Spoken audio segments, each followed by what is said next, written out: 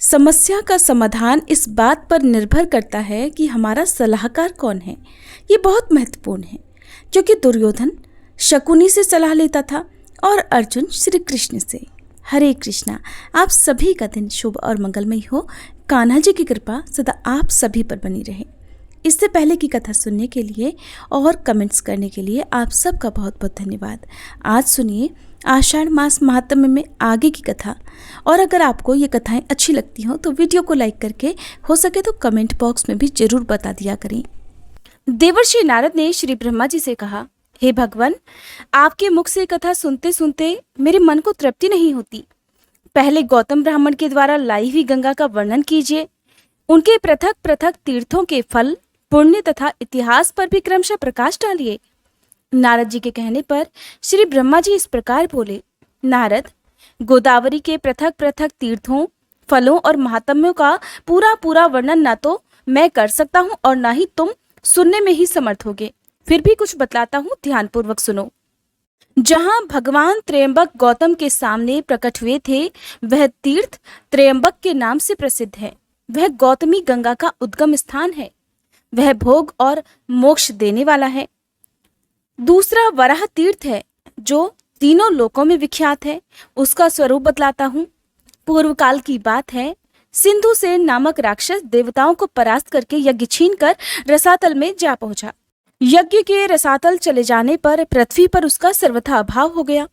देवताओं ने सोचा, यज्ञ के बिना ना तो ये लोक रह जाएगा और न परलोक ही। अपने शत्रु के पीछे उन्होंने रसातल में धावा कर दिया, परंतु इंद्र आदि देवता सिंधु सेन को जीत नहीं सके। तब उन्होंने पुराण पुरुष भगवान विष्णु के पास जाकर यज्ञापहरण आदि राक्षस की सब करतूत कह सुनाई। भगवान ने उन्हें सांत्वना देते हुए कहा, मैं वराह रूप धारण करके शंख चक्र और गदा हाथ में लेकर रसातल में जाऊंगा और मुख्य मुख्य राक्षसों का संहार करके पुण्यमय यज्ञ को वापस लौटा लाऊंगा। देवता गणों, तुम सभी लोग स्वर्ग में जाओ। तुम्हारी मानसिक चिंता दूर हो जानी चाहिए। गंगा जी जिस मार्ग से रसातल में गई थी, उसी मार्ग से पृथ्वी को छेद कर चक्रधारी भगवान भी रसातल में पहुंच गए। उन्होंने वराह रूप धारण करके रसातल वासी राक्षसों और दानवों का वध कर दिया तथा महायज्ञ को मुख में रखकर रसातल से निकल आए। उस समय देवता ब्रह्मगिरि पर श्री हरि की प्रतीक्षा कर रहे थे। उस मार्ग से निकलकर भगवान गंगा स्तोत्र में आए और रक्त से लथपथ हुए अपने अंगों को गंगा जी के पावन जल से धोया। उस स्थान पर वराह नामक कुंड हो गया। इसके बाद भगवान ने मुंह में रखे हुए महायज्ञ को दे दिया। इस प्रकार उनके मुख से यज्ञ का प्रादुर्भाव हुआ। इसीलिए वराह तीर्थ परम पवित्र और संपूर्ण अभिलषित वस्तुओं को देने वाला है। वहां किया हुआ स्नान और दान सभी यज्ञों का फल देता है। जो पुण्यात्मा पुरुष वहां रहकर अपने पितरों का स्मरण करता है, उसके पितर सभी पापों से मुक्त होकर स्वर्गलोक को चले जाते हैं। त्र्यंबक में एक कुशावर्त नामक तीर्थ है। उसके स्मरण मात्र से ही मनुष्य कृतार्थ हो जाता है। यह समस्त अभीष्ट वस्तुओं को देने वाला है। कुशावर्त उस तीर्थ का नाम है जहां महात्मा गौतम ने गंगा जी का कुशों से आवर्तन किया था। वे वहां गंगा को कुश से लौटाकर ले आए थे। कुशावर्त में किया हुआ स्नान और दान पितरों को तृप्ति देने वाला है। जहां नदियों में श्रेष्ठ गंगा नील पर्वत से निकली है, वहां वे नील गंगा के नाम से विख्यात हैं। मनुष्य शुद्ध चित्त होकर नील गंगा में स्नान आदि जो कुछ भी शुभ कर्म करता है, वह सब अक्षय जानना चाहिए। उससे पितरों को बड़ी तृप्ति होती है। गोदावरी में परम उत्तम कपोत तीर्थ भी है, जिसकी तीनों लोकों में प्रसिद्धि है। मुने, मैं उस तीर्थ का स्वरूप और महान फल भी बतलाता हूँ, सुनो। ब्रह्मगिरि पर एक बड़ा भयंकर व्याध रहता था। वह ब्राह्मणों, साधुओं, यतियों, गौओं, पक्षियों और मृगों की हत्या किया करता था। वह पापात्मा बड़ा ही क्रोधी और असत्यवादी था। उसके हाथ में सदा पाश और धनुष मौजूद रहते थे। उस महापापी व्याध के मन में सदा पाप के ही संकल्प उठते थे। उसकी स्त्री और पुत्र भी उसी स्वभाव के थे। एक दिन अपनी पत्नी की प्रेरणा से वह घने जंगल में घुस गया। वहां उस पापी ने अनेक प्रकार के मृगों और पक्षियों का वध किया। कितनों को जीवित ही पकड़कर पिंजरे में डाल दिया। इसी प्रकार वह दूर तक घूम घूम कर फिर वापस अपने घर की ओर लौटा। तीसरे पहर का समय था। चैत्र और वैशाख बीत चुके थे। एक ही क्षण में बिजली कौंधी और आकाश में मेघों की घटा छा गई। हवा चली और पानी के साथ पत्थरों की वर्षा होने लगी। मूसलाधार वर्षा के कारण बड़ी भयंकर अवस्था हो गई। वह व्याध रास्ते में चलते चलते थक गया था। जल की अधिकता के कारण मार्ग का उसे ज्ञान नहीं हो पा रहा था। जल, थल और गड्ढे की पहचान सर्वथा असंभव हो गई थी। उस समय वे पापी सोचने लगा, मैं कहाँ जाऊं, कहाँ ठहरूं, क्या करूं? मैं यमराज की भांति सभी प्राणियों के प्राण हर लिया करता हूं। आज मेरा भी प्राणांत कर देने वाली पत्थरों की वर्षा हो रही है। आसपास कोई ऐसी शिला अथवा वृक्ष नहीं दिखाई देता जहां मेरी रक्षा हो सके, जहां मैं जाकर ठहर पाऊं। इसी प्रकार तरह तरह की चिंता में पड़े हुए व्याध ने थोड़ी ही दूर पर एक उत्तम वृक्ष देखा जो शाखा और पल्लवों से सुशोभित हो रहा था। वह उसी की छाया में आकर बैठ गया। उसके सभी वस्त्र भीग गए थे। वह इस चिंता में पड़ा था कि मेरे स्त्री बच्चे जीवित होंगे या नहीं। उसी समय सूर्यास्त भी हो गया। उसी वृक्ष पर एक कबूतर अपनी स्त्री और पुत्र पौत्र के साथ रहा करता था। वह वहां सुख से निर्भय होकर पूर्ण तृप्त और प्रसन्न था। उस वृक्ष पर रहते हुए कपोत परिवार को कई वर्ष हो चुके थे। उसकी पत्नी कबूतरी बड़ी पतिव्रता थी। वह अपने पति के साथ उस वृक्ष के खोखले में रहा करती थी जहां हवा और पानी से पूरा बचाव था। उस दिन दैववश कपोत और कपूती दोनों ही चारा चुगने के लिए गए हुए थे, किंतु केवल कपोत ही लौटकर उस वृक्ष पर आया। भाग्यवश कपोती भी वहीं व्याध के पिंजड़े में पड़ी हुई थी। व्याध ने उसे पकड़ लिया था, परंतु अभी तक उसके प्राण नहीं गए थे। कपोत अपनी संतानों को मातृहीन देखकर बड़ा परेशान हुआ। भयानक वर्षा हो रही थी। सूर्य डूब चुका था। फिर भी वह वृक्ष का खोखला कपोती से खाली ही रह गया। ये विचार कर कपोत विलाप करने लगा और उसे इस बात का भी पता नहीं था कि कपोती यहीं पास में ही वृक्ष के नीचे पिंजड़े में बंधी पड़ी है। कपोत ने अपनी प्रिया के गुणों का वर्णन आरंभ कर दिया। हाय, मेरे हर्ष को बढ़ाने वाली कल्याणमयी कपोती न जाने क्यों अभी तक वापस लौट कर नहीं आई। वही मेरे धर्म की जननी है। उसके सहयोग से ही मैं धर्म का संपादन कर पाता हूँ। मेरे इस शरीर की स्वामिनी भी वही है। धर्म, अर्थ, काम और मोक्ष की सिद्धि में वही सदा मेरी सहायता भी करती है। मुझे प्रसन्न देखकर वो हंसती और खिन्न जानकर मेरे दुखों का निवारण भी करती है। उचित सलाह देने में वह मेरी सखी है और सदा मेरी आज्ञा के ही पालन में संलग्न रहती है।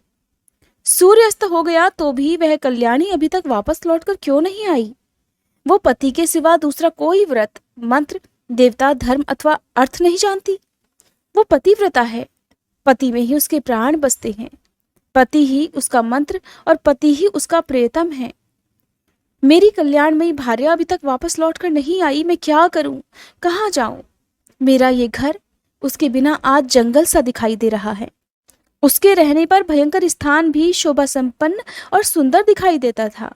जिसके रहने पर ये घर वास्तव में घर कहलाता है, वह मेरी प्रिय पत्नी अब तक नहीं आई। मैं उसके बिना जीवित नहीं रह सकूंगा।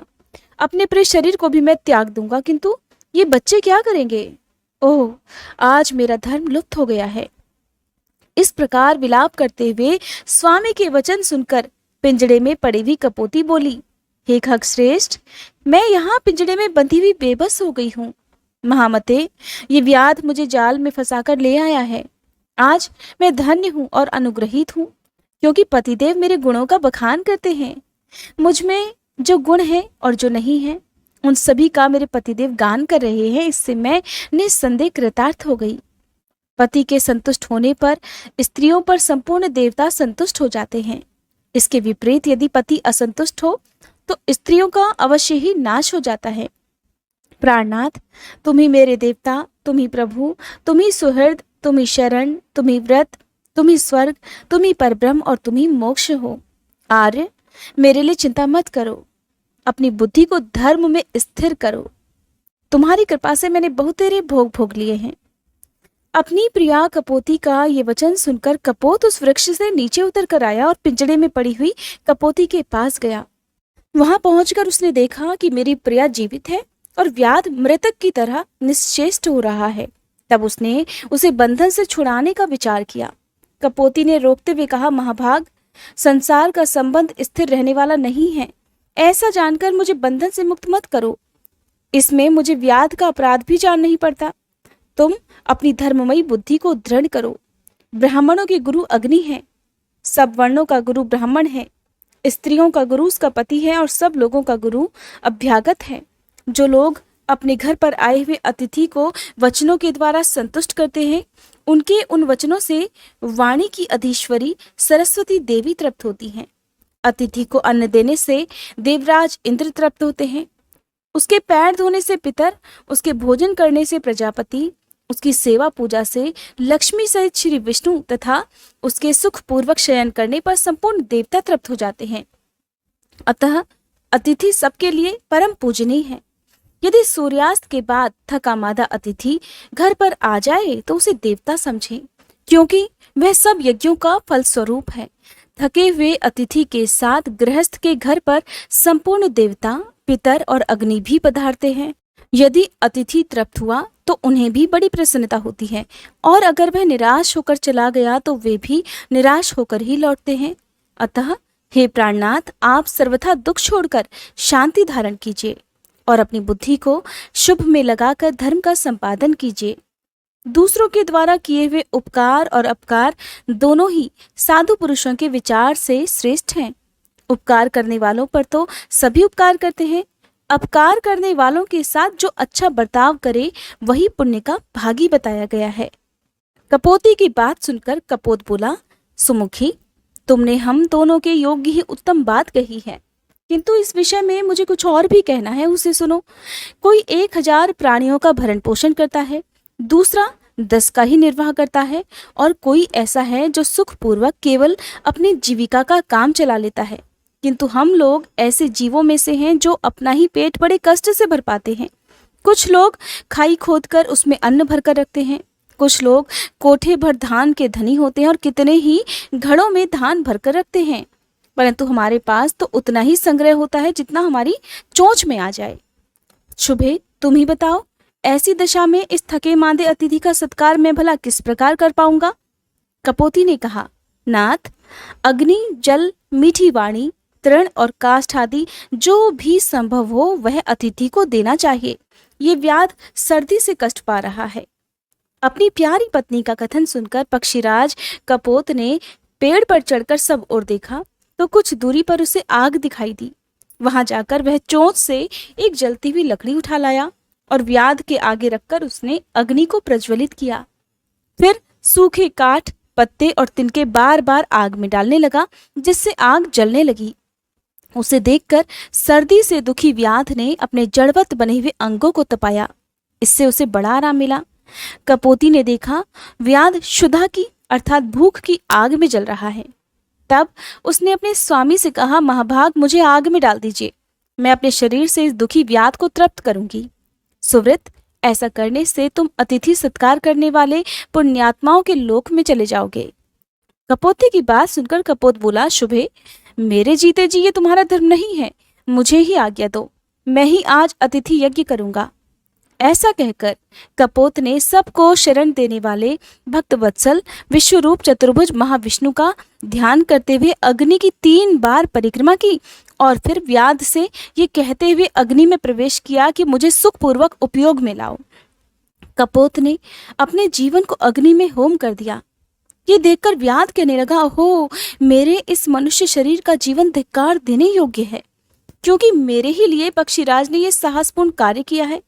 इस प्रकार कहते हुए व्याध से कपोती ने कहा कि महाभाग, अब मुझे छोड़ दो, देखो मेरे ये पतिदेव मुझसे दूर चले जा रहे हैं। उसकी बात सुनकर व्याध सहम गया और तुरंत ही पिंजड़े में पड़ी हुई कपोती को उसने छोड़ दिया। तब उसने भी पति और अग्नि की परिक्रमा करके कहा कि स्वामी के साथ चिता में प्रवेश करना स्त्रियों के लिए बहुत बड़ा धर्म है। वेद में इस मार्ग का विधान है और लोक में भी सबने इसकी प्रशंसा की है। जैसे सांप पकड़ने वाला मनुष्य सांप को बिल से बलपूर्वक निकाल लाता है, उसी प्रकार पति का अनुगमन करने वाली नारी पति के साथ ही स्वर्गलोक को जाती है। ऐसा कहते ही कपोती ने पृथ्वी, देवता, गंगा तथा वनस्पतियों को नमस्कार किया और अपने बच्चों को सांत्वना देकर व्याध से कहा, महाभाग, तुम्हारी ही कृपा से मेरे लिए ऐसा शुभ अवसर प्राप्त हुआ है। मैं अब अपने पति के साथ स्वर्गलोक को जा रही हूँ। ऐसा कहकर वह पतिव्रता कपोती आग में प्रवेश कर गई।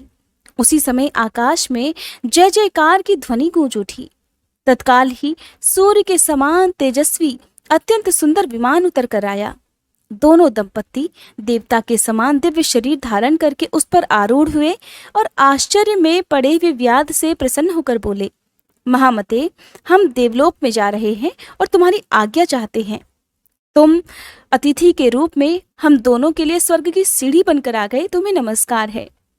उन दोनों को श्रेष्ठ विमान पर बैठे देख व्याध ने अपना धनुष और पिंजड़ा फेंक दिया और हाथ जोड़कर कहने लगा, महाभाग, मेरा त्याग मत करो, मैं अज्ञानी हूं, मुझे भी कुछ दो। मैं तुम्हारे लिए आदरणीय अतिथि होकर आया था, इसलिए मेरे उद्धार का कोई उपाय बतलाओ। व्याध की बात सुनकर उन दोनों ने कहा, व्याध, तुम्हारा कल्याण हो। तुम भगवती गोदावरी के तट पर जाओ और उन्हीं को अपना पाप भेंट कर दो। वहां 15 दिनों तक डुबकी लगाने से तुम सभी पापों से मुक्त हो जाओगे। पाप मुक्त होने पर जब पुनः गौतमी गंगा में स्नान करोगे, तब अश्वमेध यज्ञ का फल पाकर अत्यंत पुण्यवान हो जाओगे। नदियों में श्रेष्ठ गोदावरी ब्रह्मा, विष्णु तथा महादेव जी के अंश से प्रकट हुई हैं। उनके भीतर पुनः गोते लगाकर जब तुम अपने मलिन शरीर को त्याग दोगे, तब निश्चय ही श्रेष्ठ विमान पर आरूढ़ होकर स्वर्गलोक में पहुंच जाओगे। उन दोनों की बात सुनकर व्याध ने वैसा ही किया। फिर वह भी दिव्य रूप धारण करके एक श्रेष्ठ विमान पर जा बैठा। कपोत, कपोती और व्याध तीनों ही गौतमी गंगा के प्रभाव से स्वर्गलोक को चले गए। तभी से वह स्थान कपोत तीर्थ के नाम से विख्यात हुआ।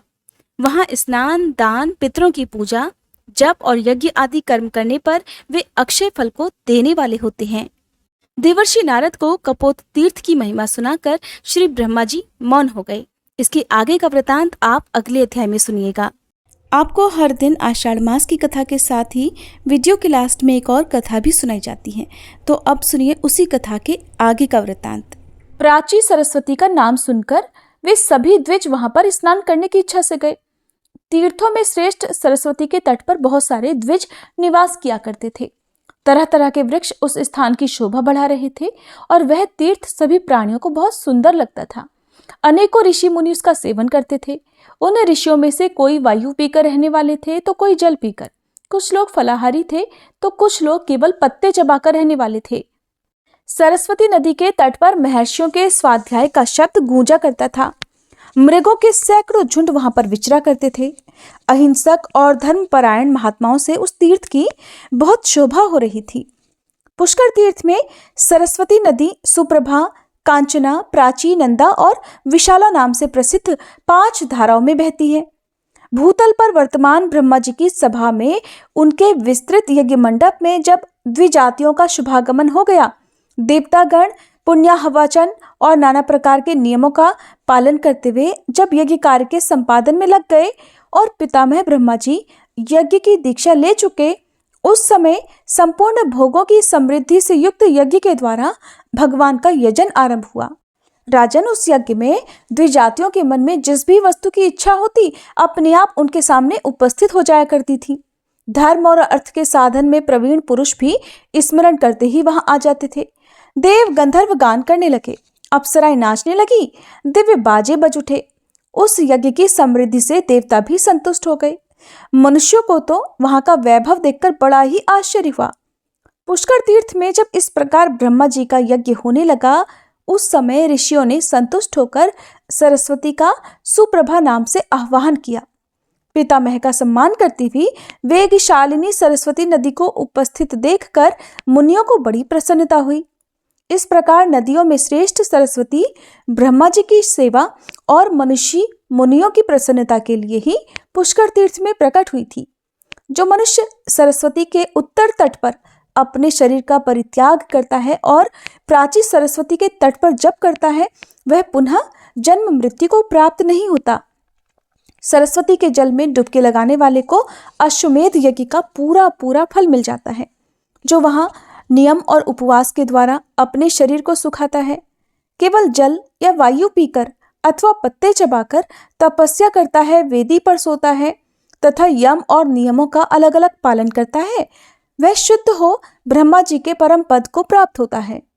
जिन्होंने सरस्वती तीर्थ में तिल भर भी स्वर्ण का दान किया हो, उनका वह दान मेरु पर्वत के दान के समान फल देने वाला है।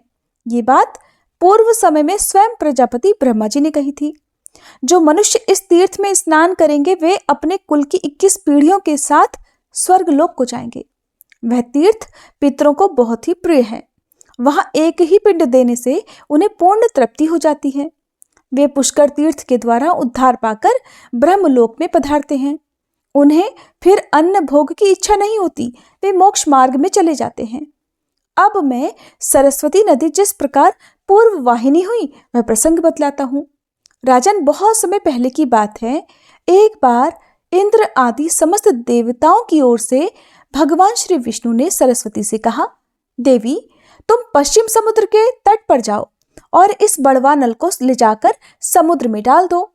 ऐसा करने से समस्त देवताओं का भय दूर हो जाएगा। तुम माता की तरह देवताओं को अभयदान दो। सबको उत्पन्न करने वाले भगवान विष्णु की ओर से यह आदेश मिलने पर देवी सरस्वती ने कहा, भगवान मैं स्वाधीन नहीं हूं। आप इस कार्य के लिए मेरे पिता ब्रह्मा जी से अनुरोध कीजिए। पिताजी की आज्ञा के बिना मैं तो एक पग भी कहीं नहीं जा सकती। सरस्वती का अभिप्राय जानकर देवताओं ने ब्रह्मा जी से कहा, पितामह आपकी कुमारी कन्या सरस्वती बड़ी साध्वी है, उसमें किसी प्रकार का कोई दोष नहीं देखा गया है, अतः उसे छोड़कर दूसरा कोई नहीं है जो बड़वा नल को ले जा सके। पुलत्स्य जी कहते हैं, देवताओं की बात सुनकर ब्रह्मा जी ने सरस्वती को बुलाया और उसे गोद में लेकर उसका मस्तक सूंघा। फिर बड़े स्नेह के साथ कहा, पुत्री तुम मेरी और इन समस्त देवताओं की रक्षा करो। बेटी देवताओं के प्रभाव से तुम्हें इस कार्य के करने पर बड़ा सम्मान मिलेगा। इस बड़वा नल को ले जाकर खारे पानी के समुद्र में डाल दो। पिता के वियोग के कारण पुत्री के नेत्रों में आंसू छलछला आए। उसने ब्रह्मा जी को प्रणाम करके कहा, अच्छा पिताजी जाती हूं। उस समय संपूर्ण देवताओं और उसके पिता ने भी कहा, भय मत करो। इससे वह भय छोड़कर प्रसन्न मन से जाने को तैयार हुई। सरस्वती की यात्रा के समय शंख और नगाड़ों की ध्वनि और मंगल घोष होने लगा, जिसकी आवाज से सारा जगत गूंज उठा। सरस्वती अपने तेज से चारों ओर प्रकाश फैलाती हुई चल दी। उस समय गंगा जी उसके पीछे हो ली। तब सरस्वती ने कहा, तुम कहाँ आती हो? मैं तो तुमसे फिर मिलूंगी। सरस्वती के ऐसा कहने पर गंगा ने मधुर वाणी में कहा, शुभे अब तो तुम जब पूर्व दिशा में जाओगी तभी मुझे देख पाओगी। देवताओं सहित तुम्हारा दर्शन तभी मेरे लिए सुलभ हो सकेगा। यह सुनकर देवी सरस्वती ने कहा, शुचिस्मते तब तुम भी उत्तराभिमुखी होकर शोक का परित्याग कर देना। गंगा जी बोली, सखी मैं उत्तराभिमुखी होने पर और अधिक पवित्र मानी जाऊंगी और तुम पूर्वाभिमुखी होने पर। उत्तर वाहिनी गंगा और पूर्व वाहिनी सरस्वती में जो मनुष्य श्राद्ध और दान करेंगे वे तीनों ऋणों से मुक्त होकर मोक्ष मार्ग का आश्रय लेंगे। इसमें कोई अन्यथा विचार करने की आवश्यकता नहीं है। इस पर वह सरस्वती नदी रूप में परिणत हो गई। देवताओं के देखते देखते एक पाकड़ के वृक्ष की जड़ से वह प्रकट हुई। वह वृक्ष भगवान विष्णु का स्वरूप है। संपूर्ण देवताओं ने उसकी वंदना की है। उसकी अनेकों शाखाएं सब ओर फैली हुई हैं। वह दूसरे ब्रह्मा जी की तरह शोभा पाता है। यद्यपि उस वृक्ष में एक भी फूल नहीं है, तो भी वह डालियों पर बैठे हुए शुक आदि पक्षियों के कारण फूलों से लदा हुआ सा लगता है। सरस्वती ने उस पाकड़ के समीप स्थित होकर देवाधिदेव विष्णु भगवान से कहा, भगवान मुझे बड़वाग्नि समर्पित कीजिए, मैं आपकी आज्ञा का पालन करूंगी। उनके ऐसा कहने पर भगवान श्री विष्णु बोले, शुभे तुम्हें इस बड़वानल को पश्चिम समुद्र की ओर ले जाते समय जलने का कोई भय नहीं होगा। पुलत्स्य जी कहते हैं, इसके बाद भगवान श्री विष्णु ने बड़वानल को सोने के घड़े में रखकर सरस्वती जी को सौंप दिया। उन्होंने उस घड़े को अपने उदर में रखकर पश्चिम की ओर प्रस्थान किया। अदृश्य गति से चलती हुई वह महानदी पुष्कर में पहुंची और ब्रह्मा जी ने जिन जिन कुंडों में हवन किया था उन सब को जल से आप्लावित करके प्रकट हो गई। इस प्रकार पुष्कर क्षेत्र में परम पवित्र सरस्वती नदी का प्रादुर्भाव हुआ। जगत को जीवन दान देने वाली वायु ने भी उसका जल लेकर वहां के सब तीर्थों में डाल दिया। उस पुण्य क्षेत्र में पहुंचकर पुण्य सलीला सरस्वती मनुष्यों के पापों का नाश करने के लिए स्थित हो गई। जो पुण्यात्मा मनुष्य पुष्कर तीर्थ में विद्यमान सरस्वती का दर्शन करते हैं वे नारकी जीवों की अधोगति का अनुभव नहीं करते। जो मनुष्य उसमें भक्ति भाव के साथ स्नान करते हैं वे ब्रह्मलोक में पहुंचकर ब्रह्मा जी के साथ आनंद का अनुभव करते हैं। जो मनुष्य ज्येष्ठ पुष्कर में स्नान करके पितरों का तर्पण करता है वह उन सब का नरक से उद्धार कर देता है और स्वयं उसका भी चित्त शुद्ध हो जाता है। ब्रह्मा जी के क्षेत्र में पुण्य सलीला सरस्वती को पाकर मनुष्य दूसरे किस तीर्थ की कामना करे, उससे बढ़कर दूसरा तीर्थ तो है ही कौन। संपूर्ण तीर्थों में स्नान करने से जो फल मिलता है वह सब का सब ज्येष्ठ पुष्कर में एक बार डुबकी लगाने से मिल जाता है। अधिक क्या कहा जाए, जिसने पुष्कर क्षेत्र का निवास, ज्येष्ठ कुंड का जल और उस तीर्थ में मृत्यु, ये तीनों बातें प्राप्त कर ली, उसने परम गति पा ली। जो मनुष्य उत्तम काल, उत्तम क्षेत्र और उत्तम तीर्थ में स्नान और होम करके ब्राह्मण को दान देता है वह अक्षय सुख का भागी होता है। मति, स्मृति, प्रज्ञा, मेधा, बुद्धि और शुभवाणी, ये 6 सरस्वती के पर्याय बतलाए गए हैं। जो पुष्कर के वन में जहाँ प्राची सरस्वती हैं जाकर उनके जल का दर्शन भर कर लेते हैं उन्हें भी अश्वमेध यज्ञ का फल मिलता है। और जो उसके भीतर गोता लगाकर स्नान करता है वो तो ब्रह्मा जी का अनुचर होता है। जो मनुष्य वहां विधि पूर्वक श्राद्ध करते हैं वे पितरों को दुखदायी नरक से निकालकर स्वर्ग में पहुंचा देते हैं। जो सरस्वती में स्नान करके पितरों को कुश और तिल से युक्त जलदान करते हैं उनके पितर हर्षित होकर नाचने लगते हैं। ये पुष्कर तीर्थ सब तीर्थों में श्रेष्ठ माना गया है क्योंकि वह आदि तीर्थ है, इसलिए इस पृथ्वी पर यह समस्त तीर्थों में विख्यात है। ये मानो धर्म और मोक्ष की क्रीड़ा स्थली है, निधि है। सरस्वती से युक्त होने के कारण इसकी महिमा और भी बढ़ गई है। जो लोग पुष्कर तीर्थ में सरस्वती नदी का जल पी लेते हैं वे ब्रह्मा और महादेव जी के द्वारा प्रशंसित अक्षय लोकों को प्राप्त होते हैं। भीष्म जी पुष्कर वन में पहुंचकर सरस्वती नदी के प्रकट होने की बात बताई गई। अब वह पुनः अदृश्य होकर वहां से पश्चिम दिशा की ओर चली। पुष्कर से थोड़ा ही दूर जाने पर एक खजूर का वन मिला जो फल और फूलों से सुशोभित था। सभी ऋतुओं के पुष्प उस वन स्थली की शोभा बढ़ा रहे थे। वह स्थान मुनियों के भी मन को मोहने वाला था। वहां पहुंचकर नदियों में श्रेष्ठ सरस्वती देवी पुनः प्रकट हुई और वे वहां नंदा के नाम से तीनों लोकों में प्रसिद्ध हुई। सूत जी कहते हैं, यह सुनकर देवव्रत भीष्म ने पुलत्स्य जी से पूछा, ब्राह्मण, सरिताओं में श्रेष्ठ नंदा कोई दूसरी नदी तो नहीं है? मेरे मन में इस बात को लेकर बड़ा कौतूहल हो रहा है कि सरस्वती का नाम नंदा कैसे पड़ गया। जिस प्रकार और जिस कारण से वे नंदा नाम से प्रसिद्ध हुई उसे बताने की कृपा कीजिए।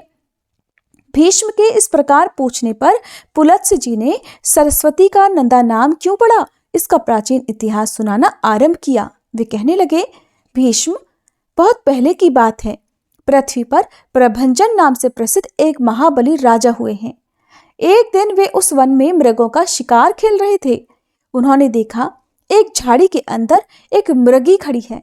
वो राजा के ठीक सामने खड़ी थी। प्रभंजन ने एक अत्यंत तीक्ष्ण बाण चलाकर मृगी को बींध डाला। आहत हरिणी ने चकित होकर चारों ओर देखा, फिर हाथ में धनुष बाण धारण किए राजा को खड़ा देखकर वह बोली, ओ मूर्ख, ये तूने क्या किया? तुम्हारा यह कर्म पाप से भरा हुआ है। मैं यहाँ नीचे मुंह करके खड़ी थी और निर्भय होकर अपने बच्चे को दूध पिला रही थी। इसी अवस्था में तूने इस वन के भीतर मुझ निरपराध हरिणी को अपने वज्र के समान बाण का निशाना बनाया है। तेरी बुद्धि बड़ी खोटी है, इसलिए तू कच्चा मांस खाने वाले पशुओं की योनि में पड़ेगा। इस कंटकाकीर्ण वन में तू व्याघ्र हो जा। मृगी का यह शाप सुनकर सामने खड़े हुए राजा की संपूर्ण इंद्रियां व्याकुल हो उठी। वे हाथ जोड़कर कहने लगे, कल्याणी, मैं नहीं जानता था कि तू बच्चे को दूध पिला रही है। अनजाने में मैंने तेरा वध किया है, अतः मुझ पर प्रसन्न हो। मैं व्याघ्र योनि को त्याग कर पुनः मनुष्य शरीर को कब प्राप्त करूंगा? अपने इस शाप के उद्धार की अवधि तो बता दो। राजा के ऐसा कहने पर वह मृगी बोली, राजन, आज से 100 वर्ष बीतने पर यहाँ नंदा नाम की एक गौ आएगी। उसी के साथ तुम्हारा वार्तालाप होने पर इस शाप का अंत हो जाएगा। पुलत्स्य जी कहते हैं, मृगी के कहे अनुसार राजा प्रभंजन व्याघ्र हो गए। उस व्याघ्र की आकृति बड़ी ही घोर और भयानक थी। वह उस वन में काल के वशीभूत हुए मृगों, अन्य चौपायों और मनुष्यों को भी मार मार कर खाने और रहने लगा। वह अपनी निंदा करते हुए कहता था, हाय, अब मैं पुनः कब मनुष्य शरीर धारण करूंगा? अब से नीच योनि में डालने वाला ऐसा निंदनीय कर्म, महान पाप मैं कभी नहीं करूंगा। अब इस योनि में मेरे द्वारा पुण्य नहीं हो सकता। एकमात्र हिंसा ही मेरे जीवन का आधार है और इसके द्वारा तो सदा दुख ही दुख मिलता है। किस प्रकार मृगी की कही हुई बात सत्य हो सकती है? जब उस व्याघ्र को वन में रहते रहते 100 वर्ष हो गए, तब एक दिन वहां गौओं का एक बहुत बड़ा झुंड आया। वहां घास और जल की बहुत अच्छी सुविधा थी। वही गौओं के आने का कारण बनी। आते ही गौओं के विश्राम के लिए बाड़ लगा दी गई। ग्वालों के रहने के लिए भी साधारण घर और स्थान की व्यवस्था कर दी गई। गोचर भूमि अर्थात गायों के खाने के लिए घास तो वहां पर थी ही, सबका पड़ाव पड़ गया। वन के पास का स्थान गौओं के रंभाने की भारी आवाज से गूंजने लगा। मतवाले गोप चारों ओर से उस गौ समुदाय की रक्षा करते थे। गौओं के झुंड में एक बहुत ही हष्टपुष्ट और संतुष्ट रहने वाली गाय थी, जिसका नाम था नंदा। वही उस झुंड में प्रधान थी और सबके आगे निर्भय होकर चला करती थी। एक दिन वही गाय अपने झुंड से बिछुड़ गई और चरते चरते उसी व्याघ्र के सामने जा पहुंची। व्याघ्र उसे देखते ही खड़ी रह कहते हुए उसकी ओर दौड़ा। उसके पास आकर बोला, आज विधाता ने तुझे मेरा भोजन बनाकर भेजा है, क्योंकि तू खुद यहाँ आकर उपस्थित हुई है। व्याघ्र का ये रोंगटे खड़ा कर देने वाला निष्ठुर वचन सुनकर उस गाय को चंद्रमा के समान कांति वाले अपने सुंदर बछड़े की याद आने लगी। उसका गला भर आया। वह गदगद स्वर से अपने पुत्र के लिए हुंकार करने लगी। उस गौ को अत्यंत दुखी और रोता हुआ देखकर व्याघ्र बोला, अरे गाय, संसार में सब लोग अपने कर्मों का ही तो फल भोगते हैं। तू तो खुद मेरे पास आ पहुंची है। इससे लगता है तेरी मृत्यु आज ही निश्चित हुई है। तू फिर व्यर्थ शोक क्यों कर रही है? अच्छा ये तो बता, तू रोई किस लिए?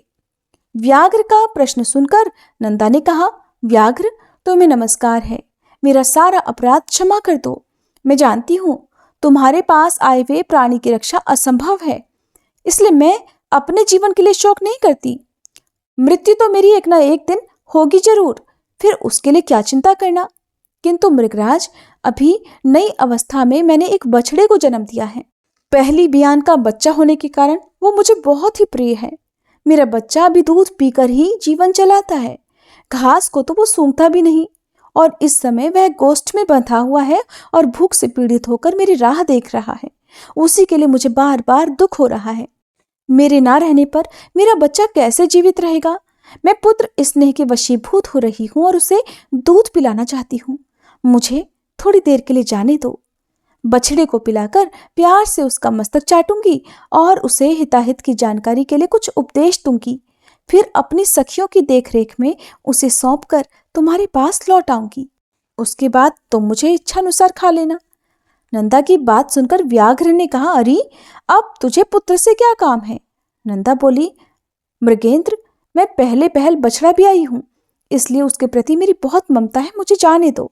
सखियों को, नन्हे बच्चे को, रक्षा करने वाले ग्वालों और गोपियों को और विशेषतः अपनी जन्मदायिनी माता को देखकर उन सब से विदा लेकर आ जाऊंगी। मैं शपथ पूर्वक ये बात कहती हूँ। अगर तुम्हें विश्वास हो तो मुझे छोड़ दो, और अगर मैं फिर वापस लौट कर ना आऊं तो मुझे वही पाप लगे जो ब्राह्मण और माता पिता का वध करने से होता है। व्याधों, म्लेच्छों और जहर देने वालों को जो पाप लगता है वही मुझे भी लग जाए। जो गौशाला में विघ्न डालते हैं, सोते हुए प्राणी को मारते हैं, और जो एक बार अपनी कन्या का दान करके फिर उसे दूसरे को देना चाहते हो, उन्हें जो पाप लगता है वो मुझे भी लगे। जो अयोग्य बैलों से भारी बोझ उठवाता है, उसको लगने वाला पाप भी मुझे लग जाए। जो कथा होते समय विघ्न डालता है और जिसके घर पर आया हुआ मित्र निराश लौट जाता है, उसको जो पाप लगता है वही मुझे भी लगे अगर मैं पुनः लौट कर ना आऊं। इन भयंकर पापों के भय से मैं तो अवश्य आऊंगी। हरे कृष्णा। इसके बाद जो कुछ भी हुआ उसका वृतांत आप सभी अगले अध्याय में जरूर सुनिए।